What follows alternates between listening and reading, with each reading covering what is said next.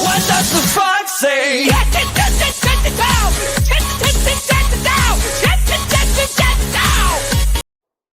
நண்பர்களுக்கு வணக்கம். நான் உங்கள் கவின்.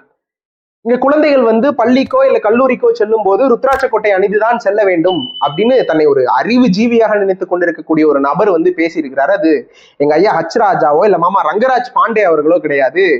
எங்க அண்ணன் ஒளிப்பதிவு நிபுணர், ஆட்டுக்குட்டி புரோக்கர் அண்ணன் அண்ணாமலை அவர்கள். இப்ப அண்ணன் அண்ணாமலை அவர்கள் இடத்துல ஒரு முக்கியமான கேள்வி ஒண்ணு கேட்க வேண்டியிருக்கு. என்ன அப்படின்னா, உங்க ஒன்றிய அரசு நடத்தக்கூடிய நீட் தேர்வுல வேறு எந்த மாநிலத்திலும் இல்லாத அளவிற்கு தமிழ்நாட்டு மாணவர்கள் இடத்துல மட்டும் இவ்வளவு கட்டுப்பாடுகள் விதிக்கப்படுவது ஏன்?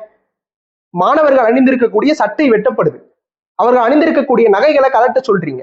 அப்போ இப்படி மொட்டை போடணும் கொட்டை போடணும்னு சொல்லக்கூடிய நீங்க உங்களை ஒரு ஆன்மீகவாதியாகவோ இல்ல கலாச்சார காவலராகவோ வெளிக்காட்டிக்கக்கூடிய நீங்க தமிழ் பெண் ஒருவருடைய தாலியை நீட் தேர்வு மையத்துல கலட்ட சொல்றாங்க.